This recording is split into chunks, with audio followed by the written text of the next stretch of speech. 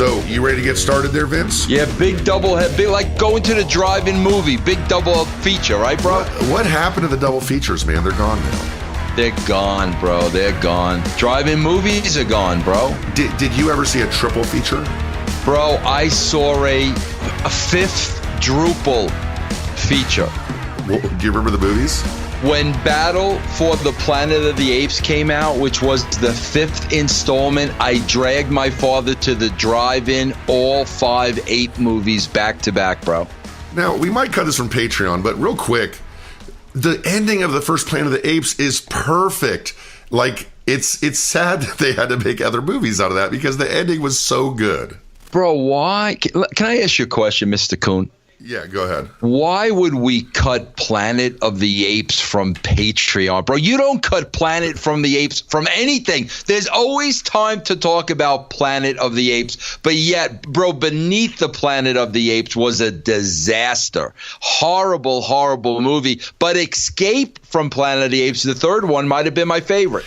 You know, I know you never want to be involved in wrestling again, but let's say you get dragged in.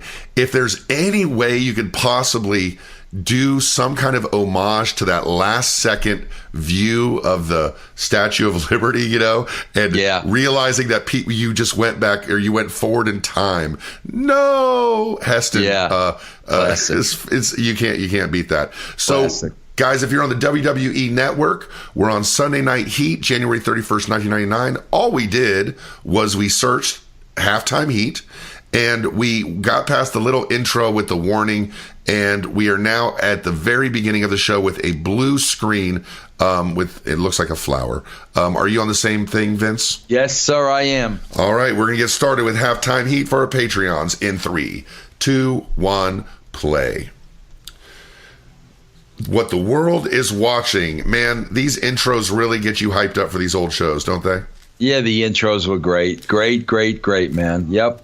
Now, you were saying that you don't necessarily have to pay for this because you have a friend, but this is not something you would pay for, the network, is it? No. Look at these shots. So you have vignettes, or not vignettes, but the intro, the showing of the I Quit match. Vince, we talk about it this week on TWC. It's, oh my gosh, these chair shots are just insane. Whose idea was it to have the recorded I Quit as the ending of the match? Do you remember? What do you mean, Matt? Well, Mick Foley did not quit this match. They put the mic up to his match and they played an old tape of him saying I quit as the finish. Do you remember? Do you remember that at all? I guess not. Now you just refreshed my memory. I completely forgot about that, but you saying that now I do remember it. Yes. Those chair shots to the back of the head are just so insane. Ugh. The ultimate heel with The Rock and Mick Foley coming to the ring and saying, we have to do something else. And what we're going to do is we're going to do this empty arena match. Now, you said this was your idea because you saw the Terry Funk Jerry Lawler match, right? The empty arena match. Yeah, Cornette actually gave me the tape, and I fell in love with that match. I love that match, bro. Both, Terry Funk and Jerry Lawler, the way they played it off, and I was like, damn, man, we've got to do that like now. We've got to put our own little spin on it. But no doubt, I mean, I took that directly from there. It's funny to me to think about that you and Cornette were ever at a point where Cornette was giving you a tape. Yeah, no, bro, Cornette gave me a bunch of tapes from, I think they were Smoky Mountain tapes. And, it was his way of like saying, I want you to watch real wrestling. You know what I'm saying? And I watched them. I mean, I watched them. And that's where I got this idea. Bro, you know how can I clarify one thing for people here? Sure. Who was it? Somebody was saying the other day, like somebody kept saying, bro, like my Nitro shows when I started at WCW, I was stealing ideas from the WWE. Like, first of all, I did not have time to watch WWE programming, nor did I care when I started working for WCW. But my point is, bro, when I do steal something, I have no problem saying that. That's where I got this idea from Funk and Lawler. I took that idea. Bro, if I take an idea or something inspired me, I'm going to tell you. I have nothing, no holes barred about that. So I got confused for a moment, and then I remembered how you guys did this. We're looking at a wide shot of Heat with a full building, and now we're looking at the empty building with a very young, mustachioed, goateed Michael Cole introducing the idea of the empty arena match. Just thinking, it must be hard to make sure there was nobody in the background. Yeah. No workers. I can even see people walking around right now. There must have been 6 or 7 WWE employees telling people to stay the hell out of the way. Yeah, no, absolutely. Absolutely. Man, Michael Cole does look young, huh, bro? Quick question, though. Like, you mentioned that Vince McMahon once said to you that his goal was to have a wrestling show without a ring. Why even have a ring? Like, what's the point? That's a great point, bro. That's a good question. Why even have a ring? Yeah, that's a great question. Michael Cole. That's a great question, Matt. Has that ever been done before? An empty arena match with no ring? It's an empty arena. Yeah, I don't think so. I mean, we've had the closest we've come, I believe, was our friends. Maybe I'm big fans of the Hardys and Matt Hardy. All that stuff at the compound. Yeah. But even there was a ring at the compound. They got to it, but yeah.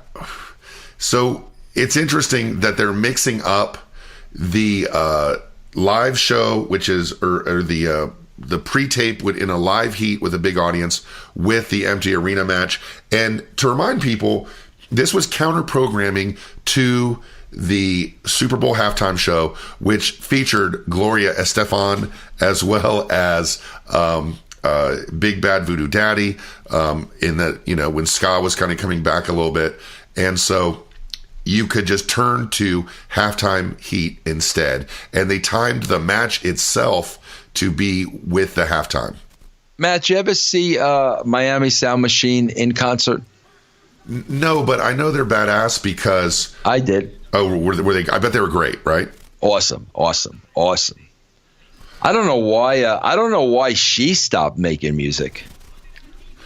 Well, maybe she had trouble getting out her front door because there was big piles of money blocking the door from opening. Yeah, maybe. Yeah, that was a great band in its day. Well, Latin players and Latin music, as a musician, it's really some of the most intricate, hard, difficult music to play. My God, this was the height of Chyna's look. Look at her. Oh, that's what I was thinking. The same exact thing, bro. Like, my God, bro. You know what kind of discipline that takes, Matt? Like, that. Can I be honest with you? To me, that's the discipline. I have no idea. Yeah, I don't either, Matt. I don't either. But that's the thing, man. God, bro, you can't look past those things. I could tell you the discipline that I think it takes, or that I've read it takes, but I do not know the discipline it takes to look like that. Man, is it weird to you how young everybody looks here? Yeah, it really is, man. It really is. And also, like, the sunglasses don't fit Shane McMahon because Shane McMahon is, like, just not cool. I would not categorize Shane McMahon as cool. My son would beg to differ. He loves Shane, and he got to talk to him. My son knows how to play it cool, right?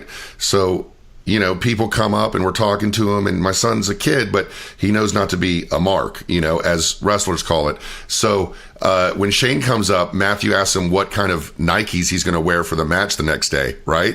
Yeah. And Shane lights up. He goes, "Oh, I got these special..." And Matthew and him talk about his Nikes for like 20 minutes. It's great. Let me ask you a question, though. As a shoot, though, hold on. I like Shane, too, a lot. But Matthew really thinks Shane is cool?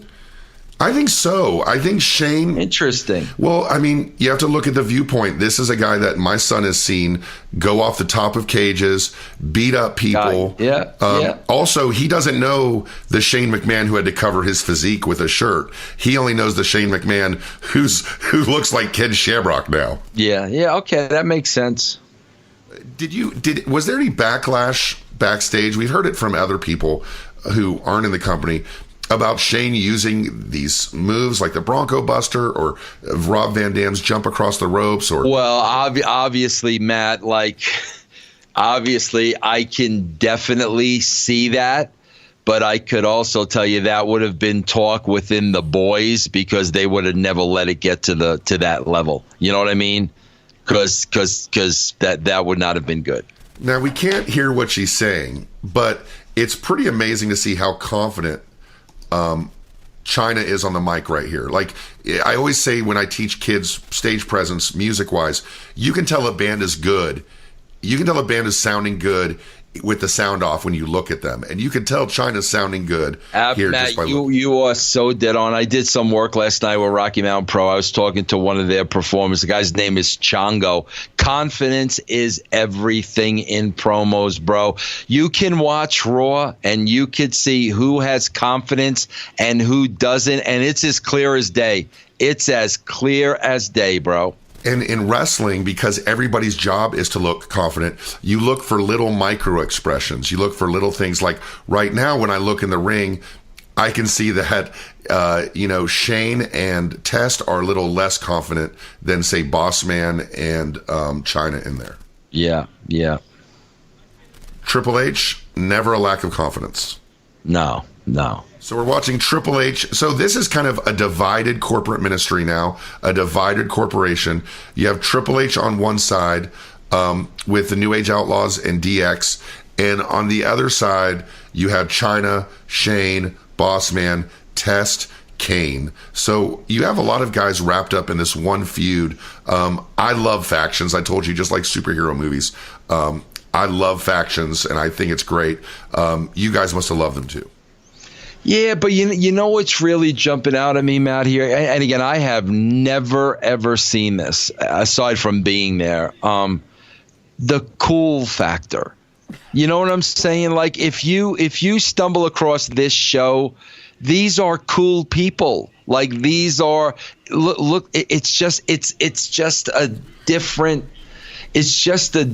feel from what you're seeing today. These are cool, hip people at that time.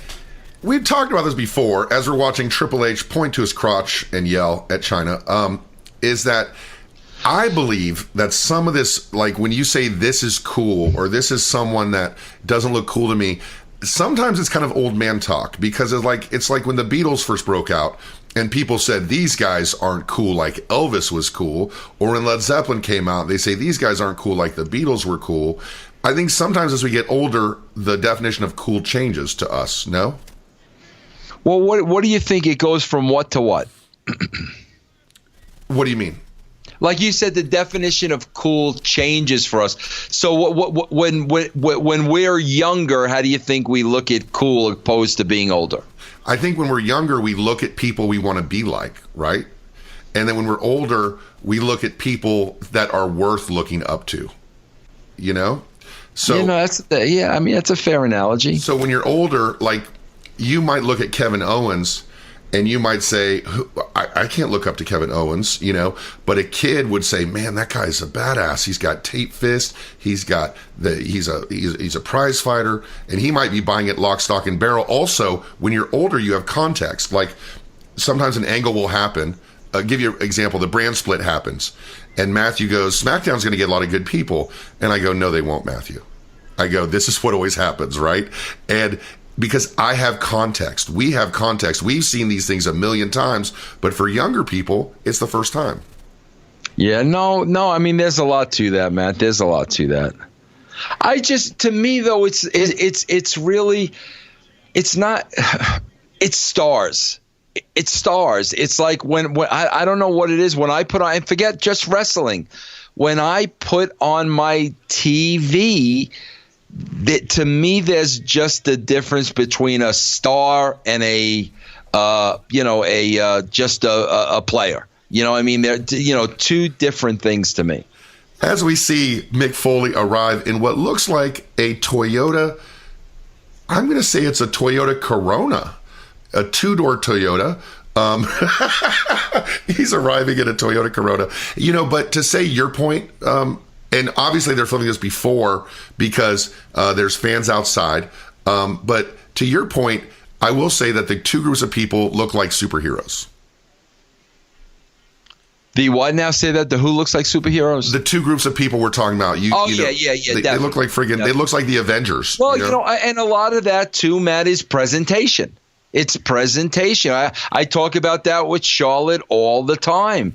The money she invests in her presentation. That's a lot, man. It's the Demon versus Finn Balor. It's Yep. Now we look at. I think that's one of my. I really think, Matt, subliminally, I think that's one of my knocks on Kevin Owens. I really do. Like you come out and you're looking like every man. Every man should not be on TV. You should have to be a star to be, in my opinion, to be on television. So like when you come out looking like every man, it's going to be hard for me to get past that.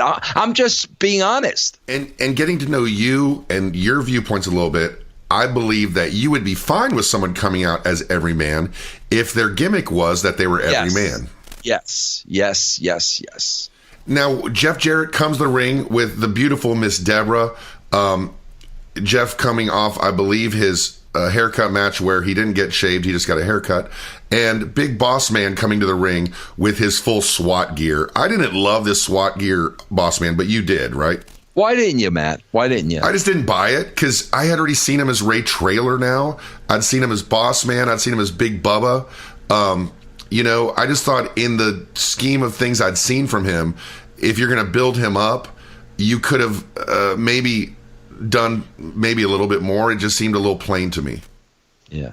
So what they were really trying to do, I think, is or what he was trying to do, this is probably his call, no doubt.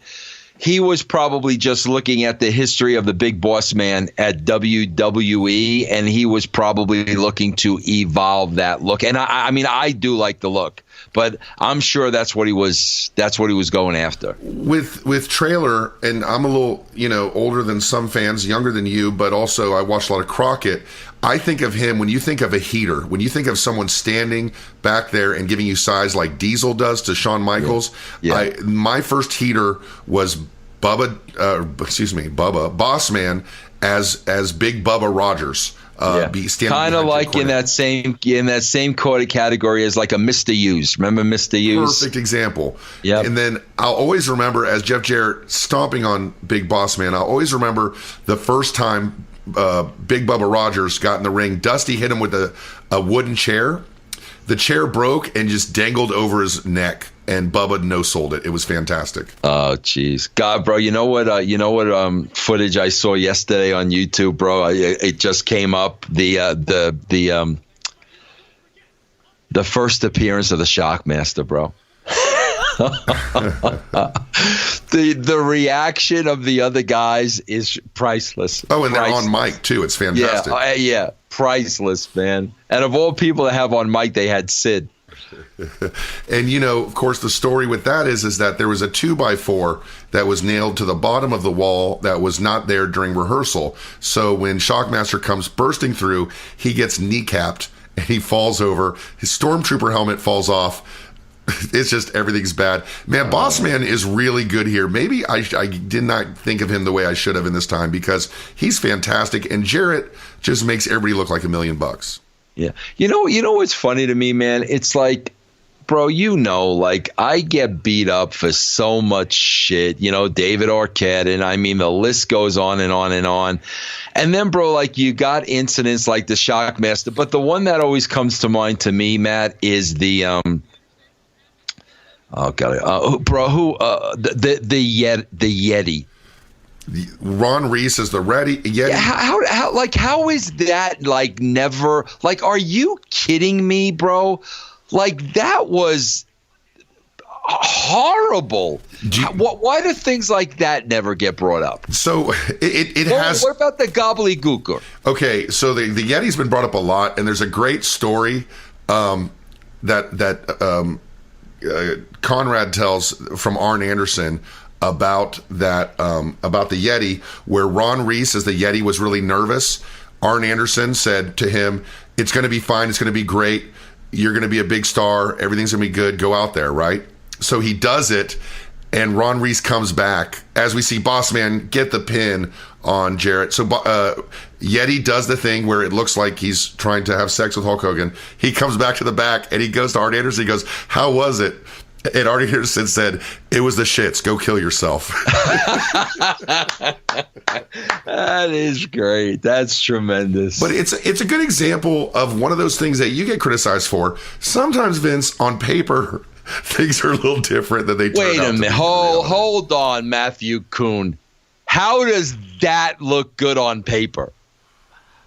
Two giants. It takes two giants to kill Hulk Hogan. Two giants. One giant is not enough. Two giants come out, and then Hulk Hogan is destroyed with a double bear hug. But it's not two giants. It's a giant and a Yeti.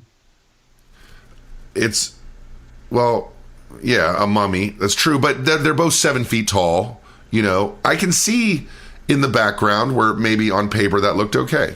Yeah. You know, Ron Reese worked for me at one of my Ring of Glory shows. Hell of a guy. And everybody loved the guy. Hell of a guy. Hell of a guy. Now, a limo driver that looks like Al Snow comes out to let the Rock out.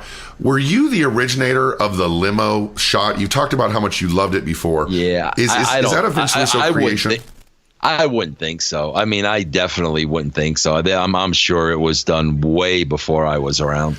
Okay, we're watching The Rock and Vince go to the ring. I'm going to ask, or go to the building. They're outside the building. I'm going to ask you the hardest question you've ever been asked. Are you ready?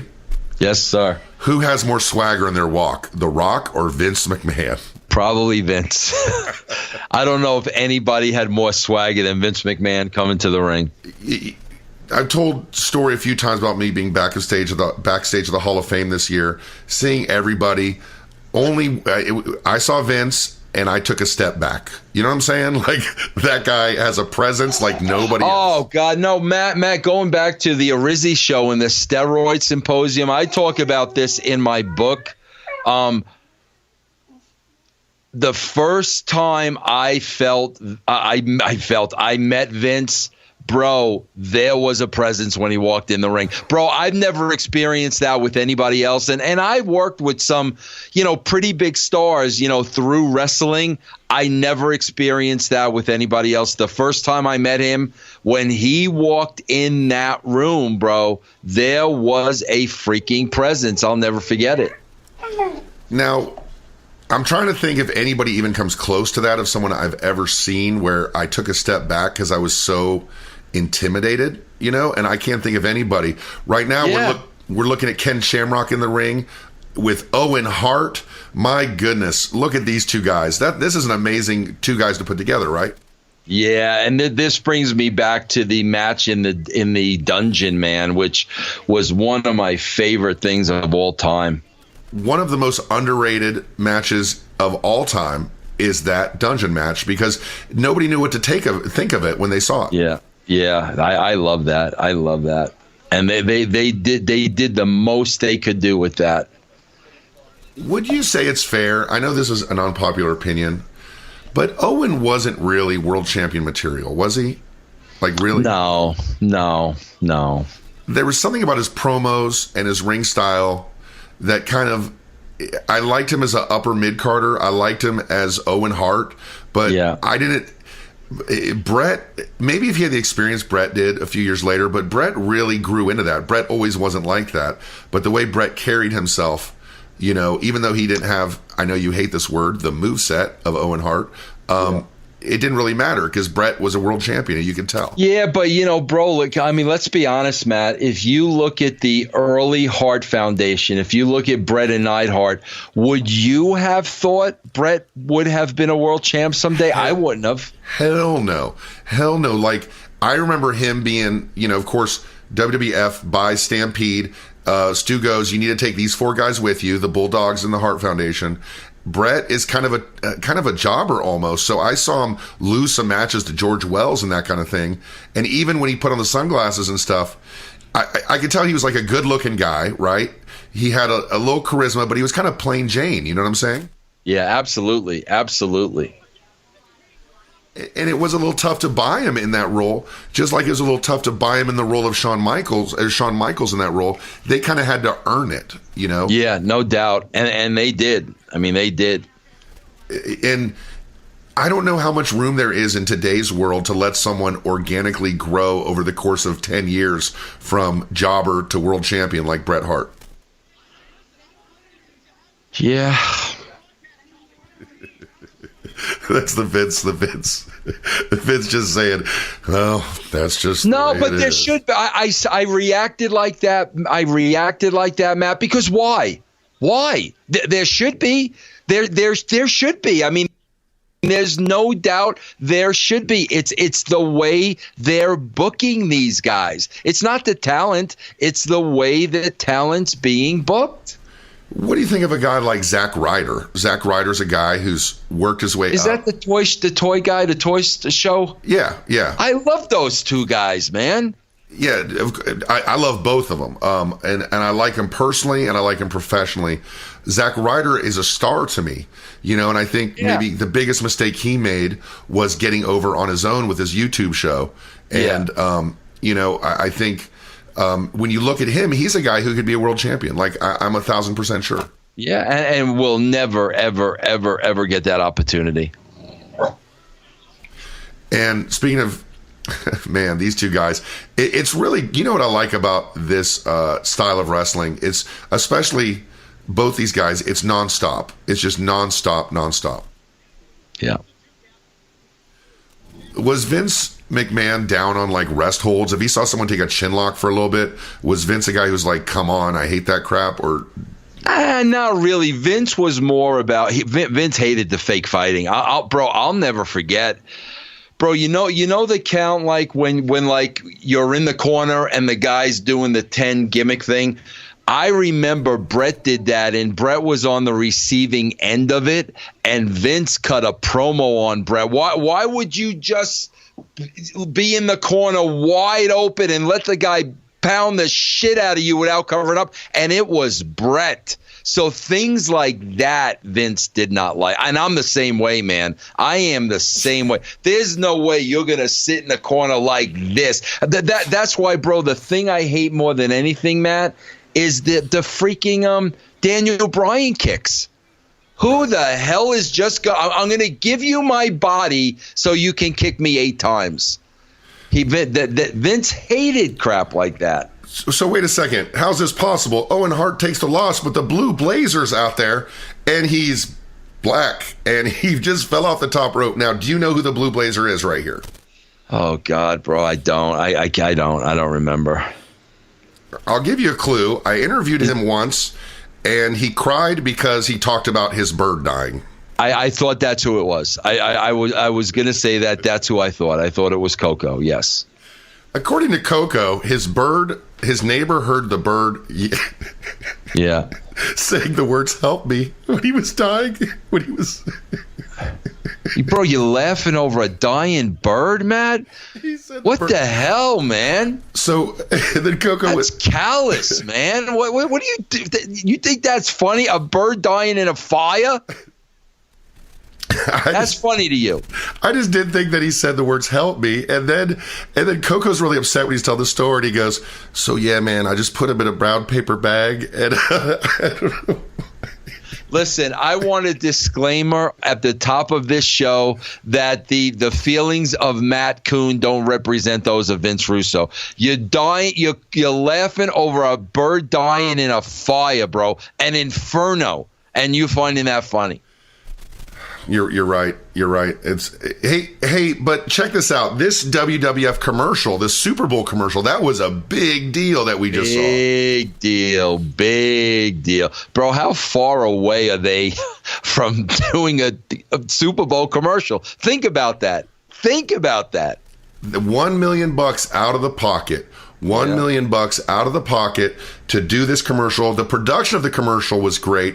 The Mankind and everybody they had there, Vince being the focal point, the guy flying out the window of Titan Towers. It was a great commercial, like really good. And here we are. Mick Foley's in the empty arena right now. Yeah, he's ready to go. They even talk about it. 11 chair shots. Mankind has forced The Rock. He has blackmailed The Rock. 100,000 reasons why. and there's 7 camera crews all around this building. Who knows what's going to happen? Rock, Mankind, WWE Championship on the line. Here's the hype. And were you in the building when this happened? No, I don't think anybody was in the building. In the building. Yeah, I was in the building, but yeah, backstage. Yeah, watching on a monitor. I love that The Rock still comes out with Vince behind him. Like, he's still full entrance, full Titantron, even though no one's there.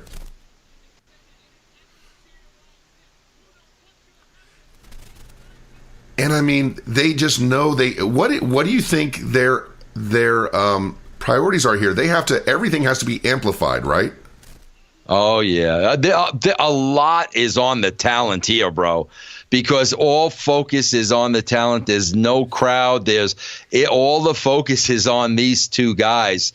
That's a lot of responsibility because you're going to see everything. Now, Mankind is wearing a bandage. The Rock is coming to the ring. He's talking his crap. He does the patented Rock entrance in the ring. We've got Earl Hebner, the perfect referee for this moment. And they go back and forth. Right hands, right hands, right hands. I love this way of starting a match as opposed to a lockup in this situation. Oh, yeah. Well, that's what this match calls for. It's got to start hot. It's so interesting how at different moments of their career there are where Mankind, he already hits his finisher and goes for the pin for 1-2, where Mankind is a guy who's been a veteran, who's now at the big time, while The Rock is going to the moon with the rocket, and he's at the same point. They're definitely at different parts of their career right here. Yeah, no doubt. I love the spectacle, man. I love seeing things that are different. I mean, I've always been that way. I love seeing things that are different. It just catches my eye. And on Raw this week, as we see Mankind with a beautiful baseball slide to the Rock to the outside and the neck breaker, that was a patented Mankind move. It brings to mind the match this week on Raw where they thought they were going to give you something different in a TLC match in the main event hour, and the ratings just died. Yeah. Well, that's the build, Matt. That's the build. That's the build. I mean, it's got to mean something. It's got to mean something.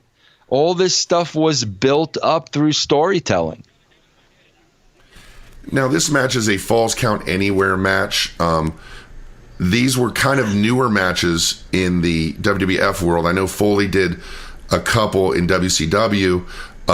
What did you think of these Falls Count Anywhere matches generally? I love it. I love getting us away from the ring.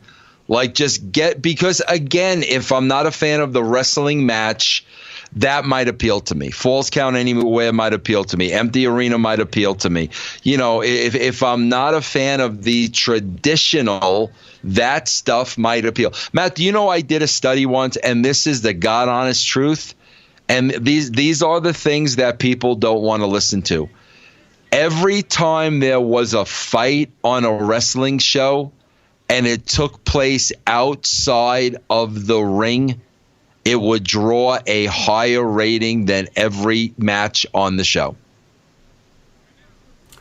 And that's why it's not difficult to figure out. It's simple. That's why. And it's funny to me when you watch this, because normally you don't notice the crew guys, because they're wearing black.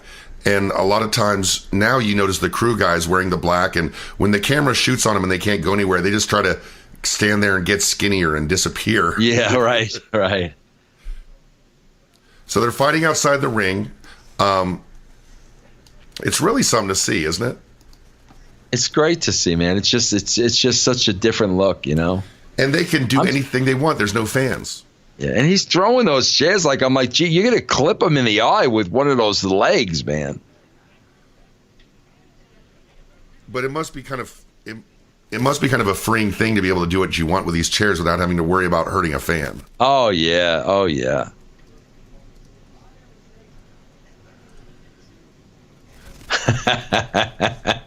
So this is patented Rock. He grabs. That's awesome. Awesome.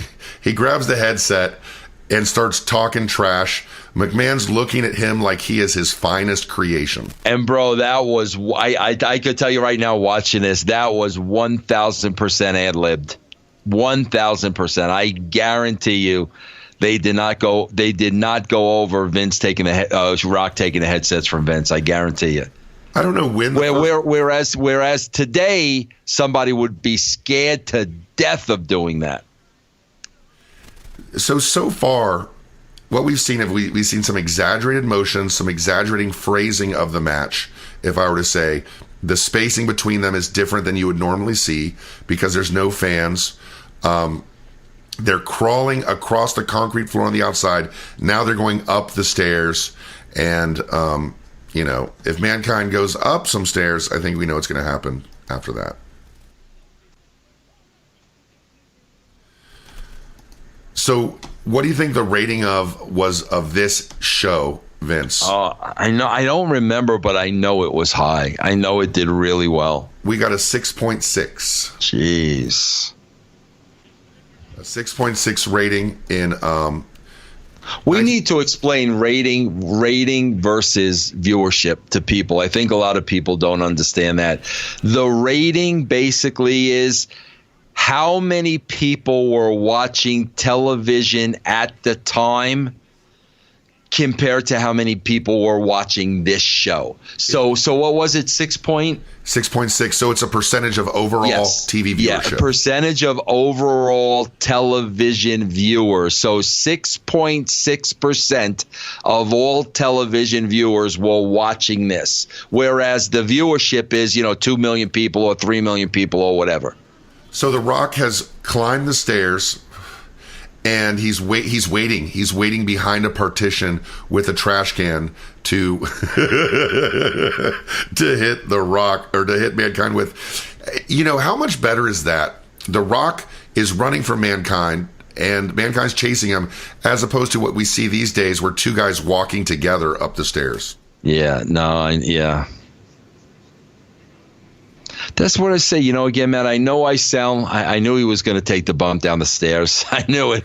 But I hate to sound like a broken record. But again, bro, it's like if you're flipping the channel and you stumble upon this, you're stopping dead in your tracks, bro.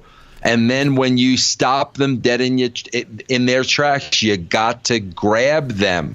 That's the spectacle, bro. That's the visual. I talk about that all the time. I don't know why they just are not implementing that same stuff today. I don't know, man. I love that Mankind. He pours the trash on him. I love that Mankind. Mick Foley takes the bump. I don't want him to take a bump downstairs, but if he has to, he goes halfway down the stairs, rolling down the stairs. He stops. And then crawls. And he decides just to slide the rest. He's like, I don't think so. But, and bro, like when they were laying out this match, he could not wait to roll down those steps. It. Now they're playing it like it's two different arenas, and Shane McMahon is at a different arena full of fans cheering on this match. Wow, the production is pretty amazing to be able to get those two things in symmetry. And we're watching a replay. I don't know why we're watching the replay, but we're watching the replay, maybe to stretch it out a little bit. Mankind is hitting his head against these chairs he's rolling down. And we're in the kitchen, Vince. We're in the kitchen. That's great. I forgot all this stuff, bro. Cotton candy. A bump into the cotton candy. Okay. That is awesome. You can do whatever you want, but you can't throw a man into two stands full of cotton candy, Vince. That is awesome. That is funny. My God, stop the damn match. He went to the cotton candy. Oh my God. He went head first into that fridge. And so, The Rock has Sacco. And he throws it in the oven. I guarantee you that stuff's ad lib, bro. I'm telling you, him taking this, all that stuff's ad lib. They did not That's all Rock. I guarantee you, man. Including The Rock trying, oh my goodness, The Rock trying to fit Mankind into an oven and then sliding him across the prep table, the silver prep table in a kitchen, hitting him with a steel pan, and now Mankind across the cutting board. Bro, you know what's amazing to me, Matt? Like, just the crap we were allowed to destroy. We're in the freaking kitchen of the building, and they're destroying it. Man, maybe I was so desensitized at the time, but this is an awesome brawl, man. This is fantastic. I forgot all about this. Like, I don't remember any of this. Oh, he goes for the pin after hitting him with the bread.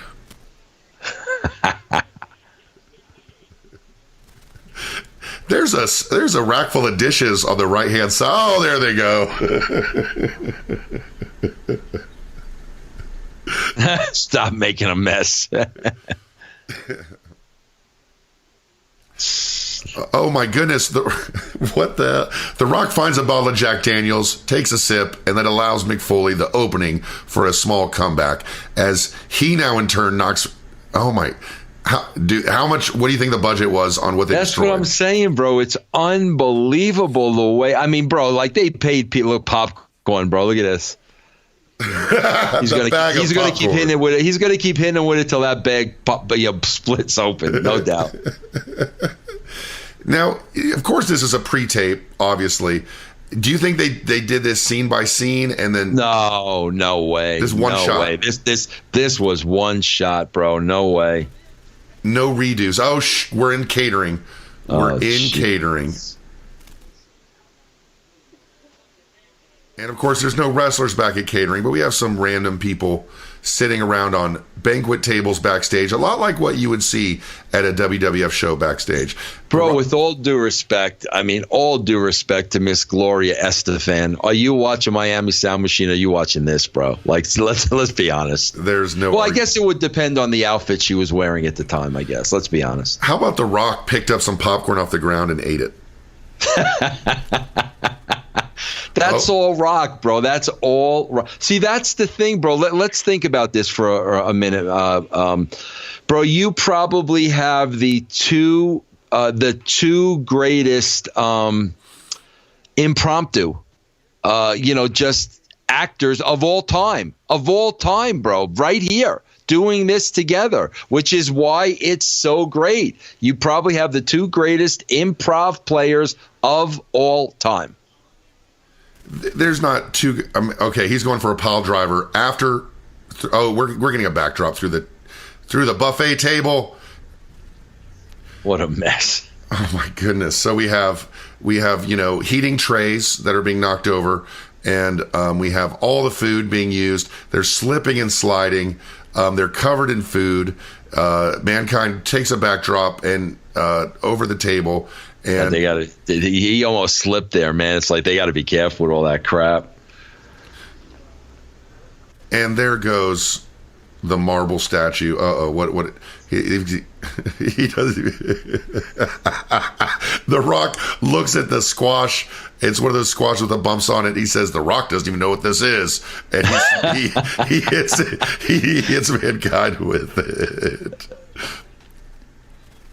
Mankind going for the cover, and of course, it is way too soon with a squash that small. Yeah, I was just going to comment, though. They're not going for a lot of covers. That's the only thing I'm noticing. They are. The bowl full of drinks and ice is now a casualty. And one of the waiters decides to pick up a soda. He threw it to The Rock. The Rock asked for it. The Rock takes a sip and pours the rest on me. Man, The Rock is like just a dancer. It's amazing what he's doing. It's amazing. Matt, you got to be honest. And we just did this show on The Rock. Let's be honest. How many guys would be capable of doing this? Just honestly, maybe they'd be capable of doing it for 5 minutes. How many guys would be capable of doing this for this long? So that's what I'm talking about, bro. Like that's They're in the backstage office area now, and clearly a real office area, not like a stage setup. Do you think they walked through beforehand and said all the areas we're going to go into? Oh yeah, no, that they definitely did. That they definitely did. The phone rings and The Rock picks up the phone and answers it and talks while kicking Mankind at the same time. This might be The Rock's greatest moment, this match. I mean, he's freaking amazing here.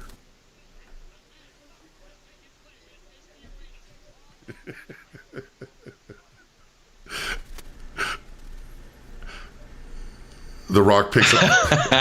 The phone rings again. The Rock picks it up. SmackDown Hotel, Know Your Role Boulevard, Jaboni Drive. No, Mankind can't talk, and he's a little tired. He's a little tied up right now, crazy, and he strangles bro. him with the cord. Come on, bro. Are you kidding me? Are you kidding me? Like, come on, please. And he takes a little time to flirt with the girl in the corner. What do you want, honey? You don't want none of the most electrifying man in sports entertainment today?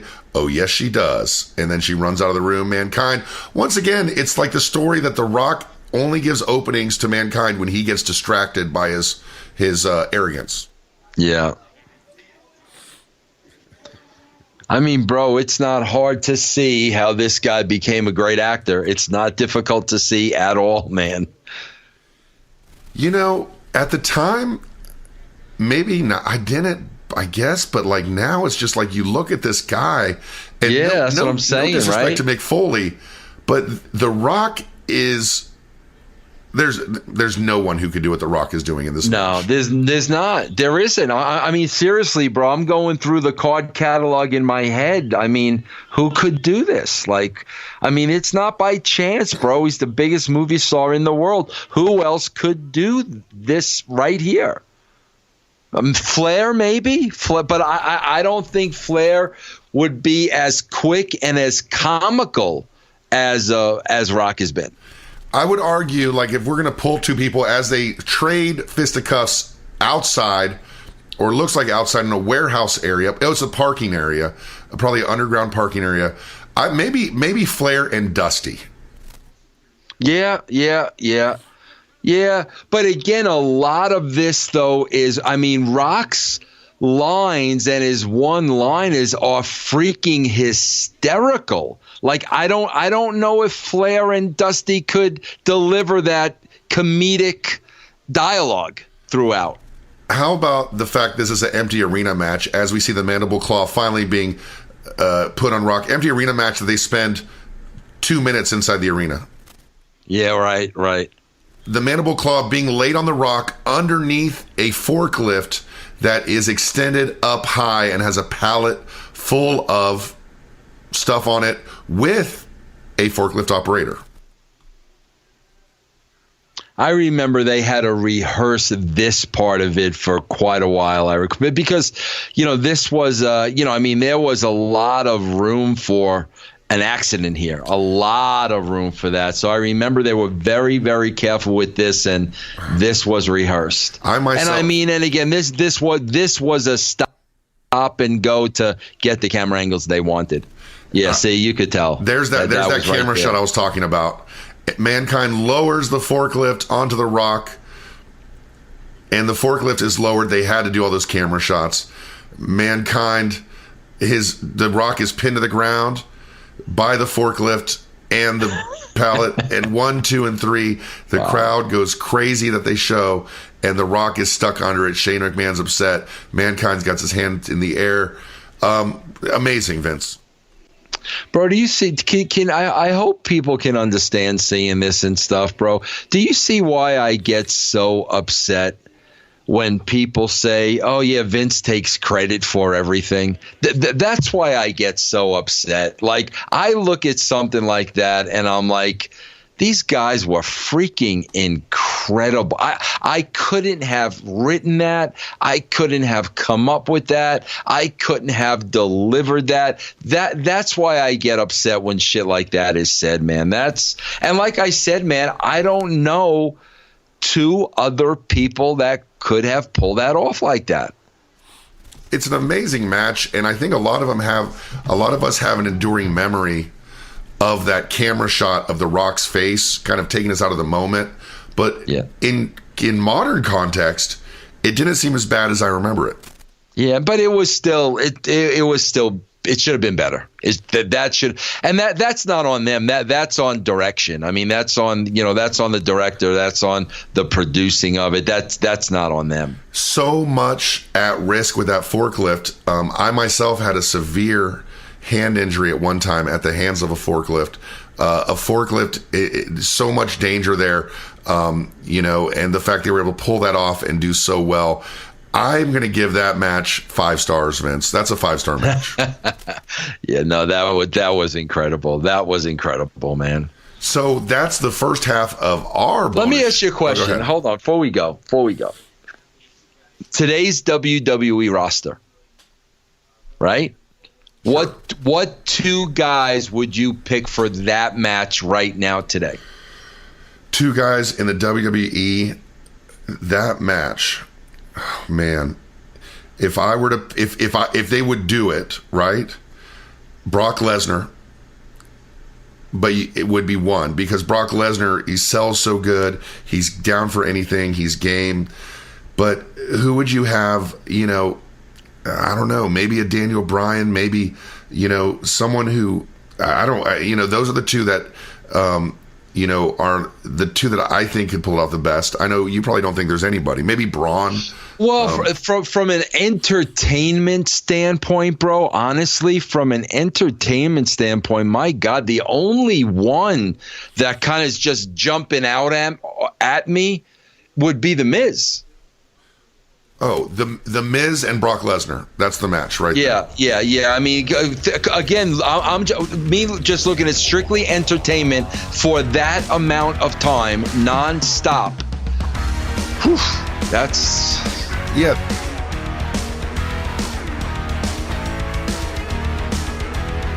And now, after a short break, we're back with the second part of our bonus show for all of our people on Patreon, bro level and higher. We're going to watch This Is Your Life. This is something that you've hung your hat on as far as being a great segment, something that drew a huge rating in the middle of the show. It's funny because I remembered it at the end of the show. It is September 27th, 1999 Raw, and we are at 41 minutes and 28 seconds, right, Vince?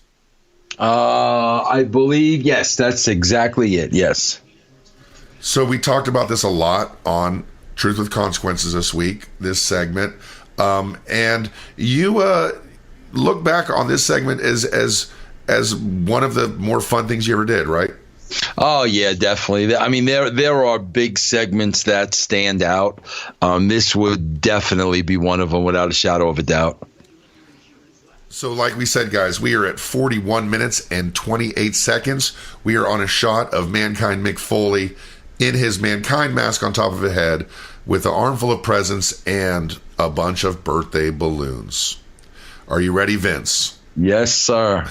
You have not seen this since, have you? I have not. 3, 2, 1, play. Oh, Mick Foley's also walking with somebody underneath a black tarp or black blanket. Probably our clown, isn't it? Urple. So you wrote this whole segment, or how? Yeah, see, that's the thing I want to clarify, because a lot of times, like, this came into play with Bruce. Like, bro, when you write the segment, you're writing to have everything there. Like, the clown didn't just appear.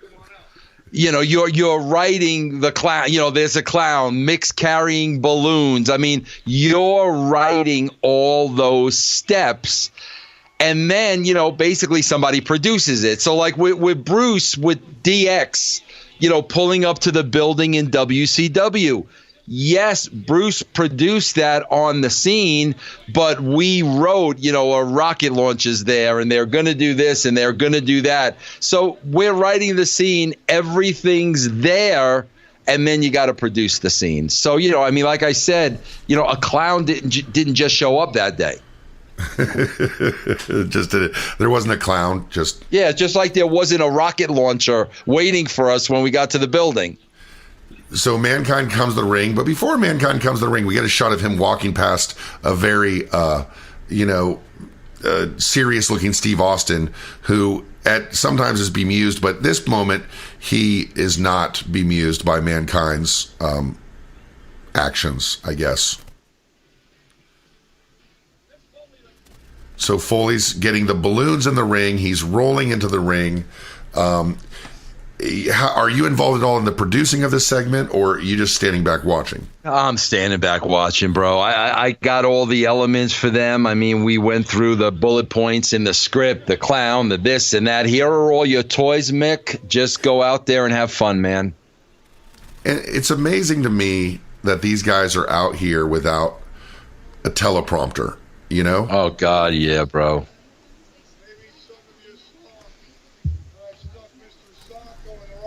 And Mick Foley is given his first, the reason why he's giving this, this is your life rock presentation. And you said this went long. I mean, we all know it went long. How long do you think it was originally slated for? Oh, God, bro, I'd have to say probably 10 minutes. You guys went over a little bit. Who came up with the word rock and sock connection? Do you remember? I don't. So he's asking, he doesn't even know if the Rock's going to show up. He's saying, you know, we're going to play your music, and if you come out, Rock, well, that will be the first step towards forgiveness. And if you don't, I guess I'll have to accept that the rock and sock connection, which is something that at this point only lived in Mankind's head, is dead.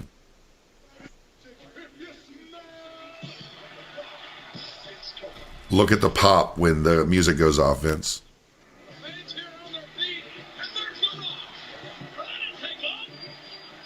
His $500 shirts. He used to love telling me that, bro. Now, and I don't think it was like the Academy Award. I don't think he ever wore one twice, bro. That's a shoot. Now there's a lot of talk, rumors, if you will. If you notice, he's got the.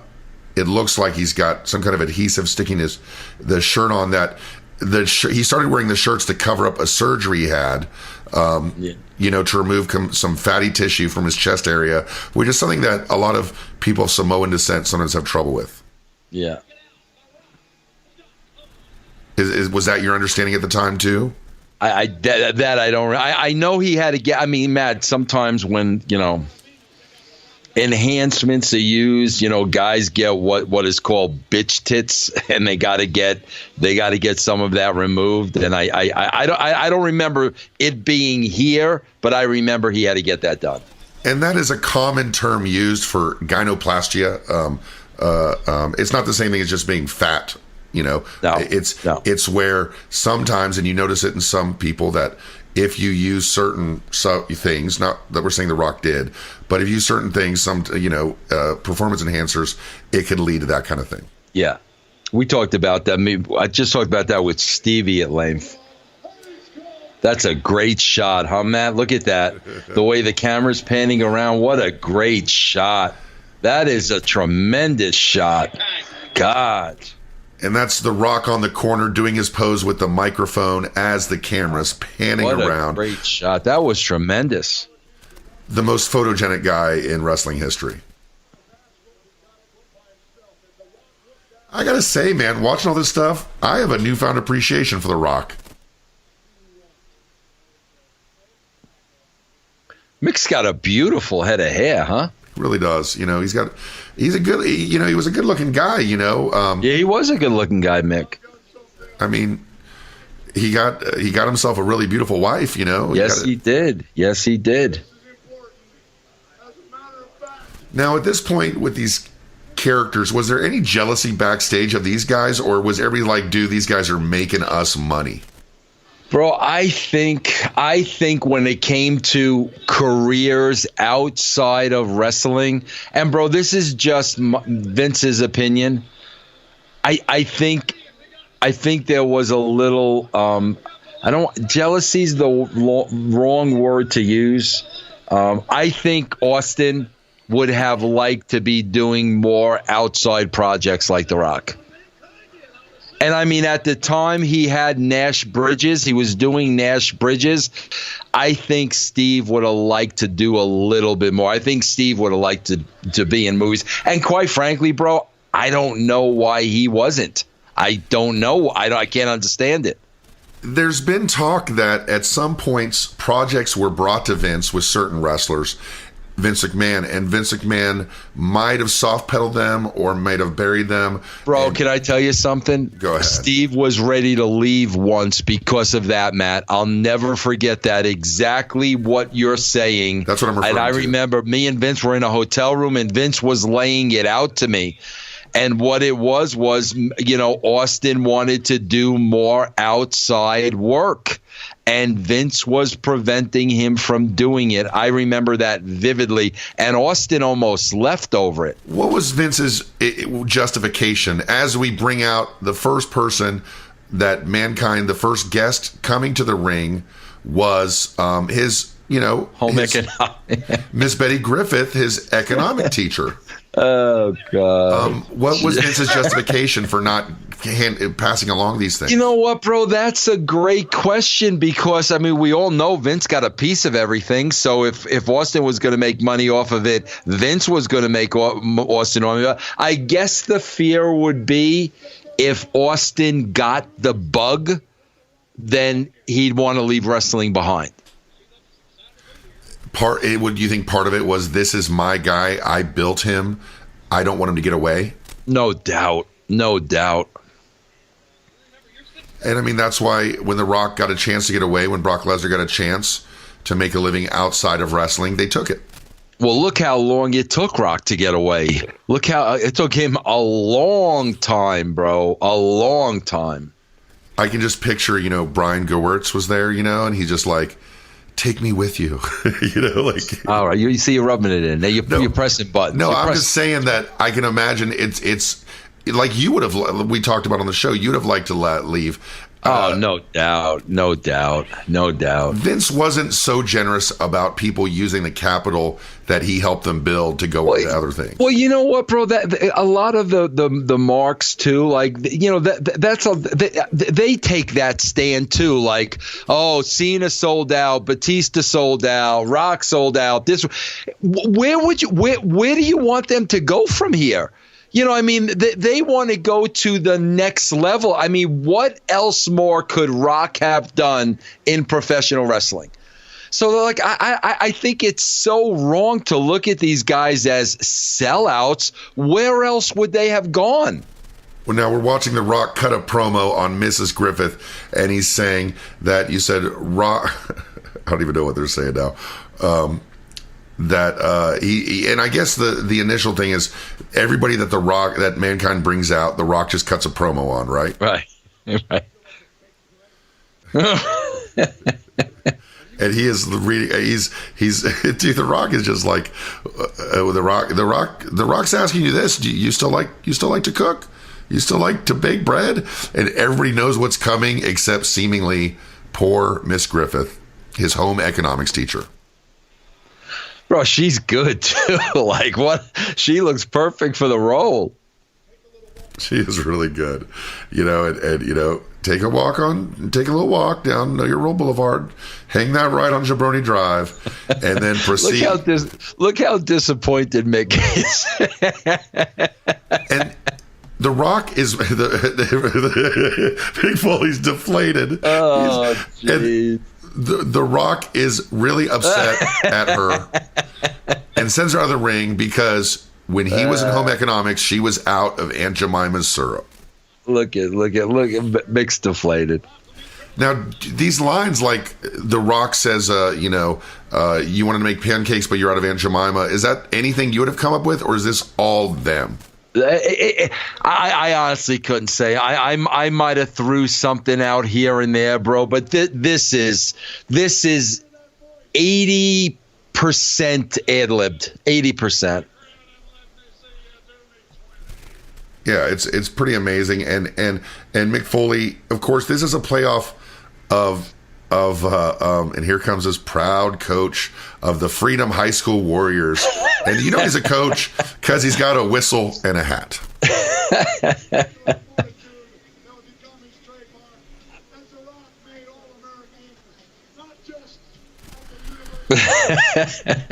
Mick's so proud. It's just so funny, man. As great as Rock is in his own right, Mick is just as great, man. You know, it's like the Mick Foley does the subtle things, the little things. Yes, that's it. Man, remember when freaking Alexa Bliss and them tried to do this? Oh, vey. It was maybe it worse than a Shockmaster. It was, yeah, and it really cut out the legs from Bailey. I think so too.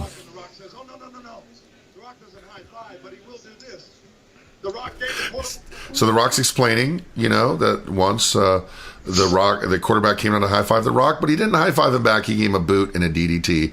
And this guy this guy seems like maybe he'd be a wrestler or something. The coach, he's another good actor who's playing the role perfectly. In front of all The Rock's fans. Not a very popular coach. So, did you have like a cast of characters in mind when you came up with this? Well, I mean, we would have come up with the home ec teacher, the coach. I mean, we came up with all this, and then Rock just, ran with it, You used that night. It's great. They're all good actors. They're beaming. Yeah. And blows that whistle. He asked him to blow the whistle for The Rock. Meanwhile, backstage, as you said, Vince McMahon is looking at his wall. Oh yeah, now definitely. And you could see them. No, you're not going to put a time cap on this with The Rock. He's going to take his pregnant pauses. He's going to be dramatic. He's going to give it his beats and his timing. He is not in a hurry, bro. And keep in mind, Matt, too, this is where Vince shouldn't have got hot. There used to be an art called listening to the people. So as long as Rock knows he's got the people, he's going to keep going. And that's why Vince should not have gotten hot. Now they're playing off the crowd. He knows it's over. He knows it's working. That's why he's milking it. And now The Rock tells Mankind, listen, jabroni, this is strike two. The Rock has got to do stuff, so hurry up and get this over with. And like I said, I remember wanting a payoff to this, but there's no payoff to this. This is just a segment in the middle of the show, right? Yeah. I don't even remember how we ended it, to be honest with you. I don't remember. Let me ask you this. Bill Banks, what was his role in WWF at the time? Bill Banks, Bill Banks started I think he started as an intern at the, WWE for the magazine. So Bill Banks was always under me. As I was, writing TV, my office was still in publishing. I was still working on the magazine. Bill Banks was still working for me. And Bill Banks, used to come in my office quite a bit.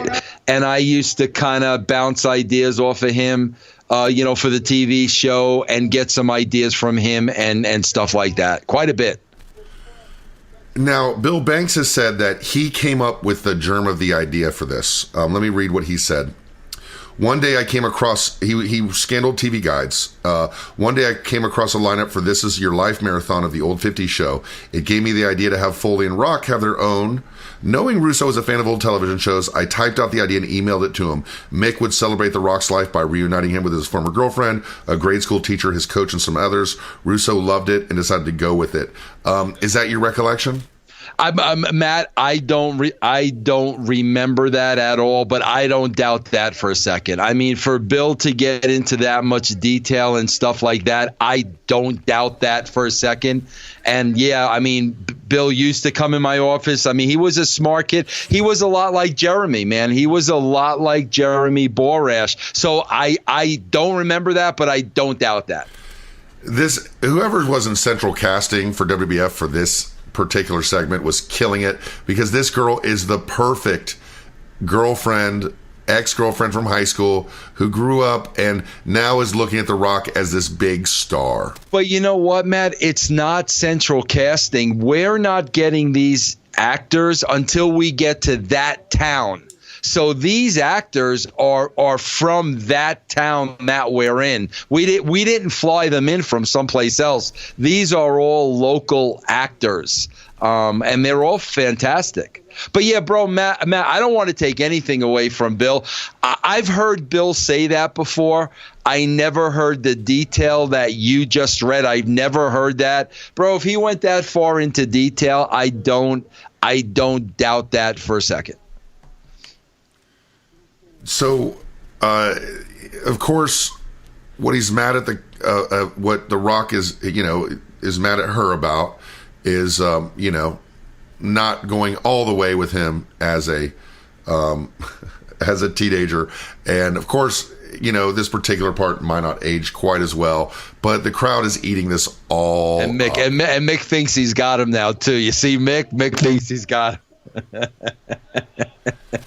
What did you think about the Festival of Friendship thing that, which had the turn from Jericho on Owens? That was really a lot like this with the presentation and stuff. That was a pretty effective segment, no? Yeah, but again, it's like, I'm not taking anything away from those guys, but this is always going to be the standard bearer, and nobody's going to touch this, so that's not fair. I mean, nobody's going to touch it.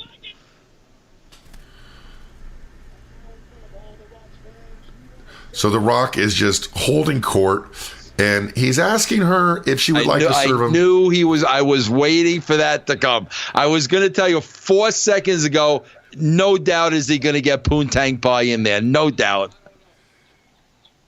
Now, for those of us who knew that expression before The Rock used it, that was a pretty common expression for sex, and how The Rock got it was like one of these things, like probably 420 and other stuff that just snuck under Vince's nose because he had no idea what it meant. Bro, it's hysterical to me. What's that? Rock knows at this point they're way over, and he doesn't give a shit. That's what's funny to me. And bro, rightfully so. He hears the people. If these people in the building are, this into it, so are the people at home. That's why Vince, that's bullshit that Vince got upset. Right. But at the same time, you don't want, even if it works, the authority, the structure, you don't want people to go willy-nilly on that, Meanwhile, we still have somebody underneath the blanket outside.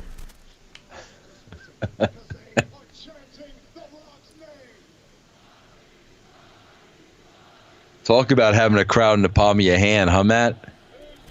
Absolutely. Now, dude, the crowd is loving everything.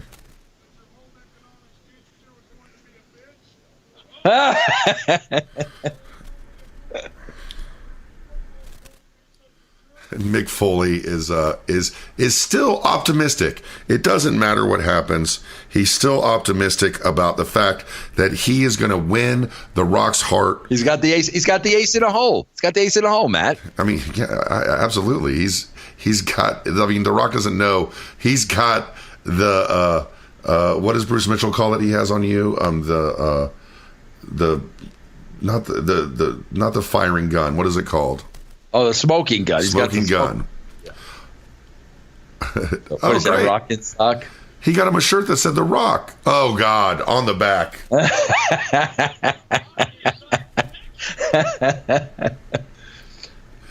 What's so funny, Matt? I can't tell you how many times I've used this term with the boys. Less is more, less is more, less is more. I'm watching this. I just want this to go on forever. And Mick Foley says, we have matching jackets. Would you try on your jacket? Would you pander? Would you play this game with me? Will you reward my effort? The Rock is trying not to laugh. The Rock is trying so hard not to laugh. Oh, God.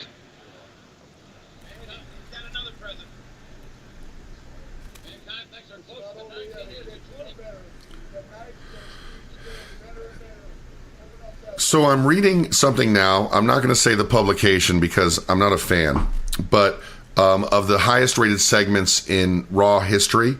And according to this, This Is Your Life is number 5. Number 5? Yes. So I'm going to tell you what the other ones are. Jeez. So number 5, they say, is This Is Your Life, September 27th, 1999, gets an 8.39. That is an incredible rating. And not only that, in these ratings are he's got a rock socko. He's got a rock socko, Vince. How is Rock keeping a straight face? Go ahead. Number 4 is something you weren't there for, which is The Rock and Lita versus Triple H and Trish Stratus, which had an 8.46. You're not going to believe number 3.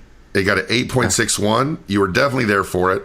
It's a 6-man match. Now, you always say, Vince, that people don't like wrestling, like ratings-wise, right? Right. What about this match? The Stooges versus the Mean Street Posse. Oh, God. Yeah, yeah. Do you know what that beat on Nitro that night? You know what match that beat? No. Hogan versus Savage. That's amazing. Oh, look, there it is. There's the ace in the hole. There it is. Yerkel. Making a return appearance. Yes. Number 2. Man, the The Rock finally breaks a smile. Number 2, they say it got a 9.17, Vince. A 9.17. I believe you were working there in May 10th, 1999, right? Yeah. And that is Shane McMahon with Triple H and The Undertaker to take on Vince McMahon, The Rock, and Steve Austin. God, wow. Man, you guys were just on such a roll with all this stuff, man. And according to this website, number 1 was what we talked about on Truth with Consequences this week. June 28th, 1999, Steve Austin versus The Undertaker. A 9. Those numbers are just unheard of. They're unheard of. Like today, like you'll never get back there ever. What was Raw's rating this week? Do you know? The rating? Yeah. The number. It's got 2-1. And what was your rating at the height of TNA? Well, I don't know what the rating is, but it was 2 million people. Right. And that's they're close to that. It's pretty crazy. Now, the Rock is determined not to smile, and you've got Mick Foley and the Clown and the Rock, all 3 together in the ring as God intended. Vince, as you watch this, what's going through your head? I'm thinking of Vince at the gorilla position going absolutely insane. That's Richie Curtis right there, bro. A rare appearance. One of the most valuable players at the WWE, bro. I wrote a chapter about him in my book. The Magic Man, bro. I'm glad Richie got an appearance. What was Richie's? Richie was the Magic Man. He put together the everything. Every time you needed an illusion, a casket with a false bottom. There's nothing Richie couldn't do. Nothing. You didn't have a Richie Curtis at WCW, bro. Nothing he couldn't do for you. And Triple H breaks up the party with the sledgehammer as the cake comes out. Triple H kicking the balloons. You think there's a possibility Vince sent him out early? Yes. Yeah. And you know what, bro? Maybe that wasn't supposed to be the finish. That was Vince. Maybe Vince had enough, bro. That's a great point, man, because I got to tell you something, man. I'm going to be honest with you, Matt. I don't think we would have wrote it that way. It seems weird. It seems out of place. I don't think we would have wrote it that way. I can't tell you for sure, but man, I don't think we would have wrote it that way. I mean, because you don't have the, and that's. I can't believe that the Clown or Mick were not going into that cake. Right. The cake doesn't get, maybe that's the story we're breaking today, is that the cake doesn't get ruined. Yeah. And also, there's no no big moment with Mick Foley and The Rock at the end. Yeah, but I don't want to say that for sure. I'm just speculating. That doesn't look like something we'd write to end that thing.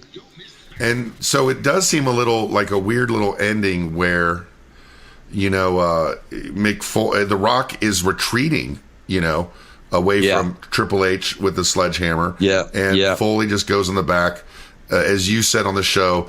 But on the other side of that coin, I'm thinking if Vince would have sent, they would have been pissed off. And I don't remember them being pissed off after that segment. They would have, even if Vince would have sent a Triple H without them, no, they would have been pissed off. So that I don't know. I don't know. And I mean, you know, I don't want that to be one of my veil excuses, bro. So I want to be clear. I don't remember those guys being pissed off, and they would have been. And I mean, to be fair, I was going to see what the next segment was. Why, and I mean, it's the New Age Outlaws against Kane and X-Pac. So there is some stuff that needed to be done coming up. There needed to be some, you know, maybe the pay-per-view coming up. But looking back on it now, first time you've watched it, I know I ask you what you think, and you say, who's going to change the channel from this, you know? But what is that your thought watching this? Yeah, I don't like the finish. You know, I mean, I could definitely tell you that, and it seems really, really odd to me. But again, I don't want to. I can't tell you what happened exactly because I do not remember. But yeah, I mean, bro, and that's the thing. When you read about like Bill Banks making that statement, bro, you got to understand, I'm not, or never have I hung my hat on, I came up with the This Is Your Life segment. Bro, This Is Your Life was a television show. This Is Your Life. This was not an original idea. This had been, I can't remember the guy's name. I used to watch that all the time. But I knew this show, This Is Your Life. So it's not, I'm not saying, oh, I came up with this great idea, this great concept. This Is Your Life. Bro, This Is Your Life was a television show. Obviously, a television show was ripped off. Bro, I am looking at this segment as a fan. I'm not looking at, oh, I came up with the idea and I wrote the dialogue for Mick. I'm not saying that at all. I'm saying as a fan sitting here watching, I am so freaking entertained by those two guys, bro. Like I said, my direction to talent is always less is more, less is more, less is more. Bro, those guys could have went on and on and on, and I think I would have watched it. And the difference, you know, Rock with the one-liners and the zingers, and you're just waiting. And there's Mick playing that perfect part of like one by one, like, you know, he's losing cards in the deck, you know, and oh my God, the home ec teacher didn't work, the coach didn't work. It's just it's beautiful TV. Like, it's just really good TV. Well, I'll tell you what, you say less is more, but not if you're a Patreon member, because we've given you a ton of content this week. Of course, you got Truth with Consequences early. You got the John Arezzi interview audio, which nobody else has. You have the John Arezzi interview video before anybody else. I'm posting the video version of the first Attitude Era watch along for Russo Club members. And this particular bonus show is for everybody bro level or higher. We've got another bonus coming for our super bros and higher. Thank you guys. Vince and I are overwhelmed by the support we've gotten on Patreon. And it's just been such a great thing to see how many people really care about this kind of content. Yeah, we should have, man, I'm wondering if we should have some for the Patreon members, because what happens if they like watch a show like this? Or the one we did prior. What if they have like follow-up questions? Like, how could we address those? That's a great idea. We should do maybe we can do a live Q&A maybe on Facebook or something like that. Yeah, because I think they might. I mean, and I think they might look at these shows, have some questions. I'd love to answer them. Absolutely. Let's go ahead and now maybe we'll do like maybe a once a month or once every couple of weeks Q&A in regards to the bonus content we do. And and there is a live stream capability on the Patreon. I think it'd be a fun extra to give the guys. Yeah. I agree. Yeah, Matt, like, and that's the thing. There are a lot of great moments. And like, I say it all the time, but bro, the one thing, if I'm going to take credit for anything, and you know, the one thing I have no problem taking credit for, and it's not me, it's me and Ed.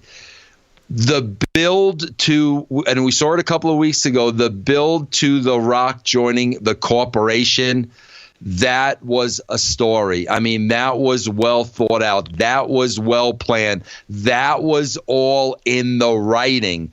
But I mean, stuff like this and, the moments of, even Austin driving a beer truck into the arena, all that stuff was great shit. But the idea was like, bro, it was nothing freaking genius that nobody else could have came up with. There were good ideas, but it was the performance of these freaking guys that just knocked it out of the park. And we're seeing that again and again. Yes, yeah, bro. Did you ever see the promo, Matt, with the Undertaker, where like everybody was getting their title shots and shit, and the Undertaker felt that he was being overlooked, and he almost came out like his Mark Callis. He wasn't really Taker, and he kind of cut a shoot promo. You ever see that? You know what I'm talking about? I'm not sure. Yeah, but that's what I mean. Stuff like that. It seems like it's a great idea because of the way the guys are pulling it off. Yeah, it's always about the execution and having the right guys in there. And we'll talk about that more as we talk about more current product on future Truth with Consequences or future Patreon exclusives. Guys, thank you very much, and we'll talk to you soon.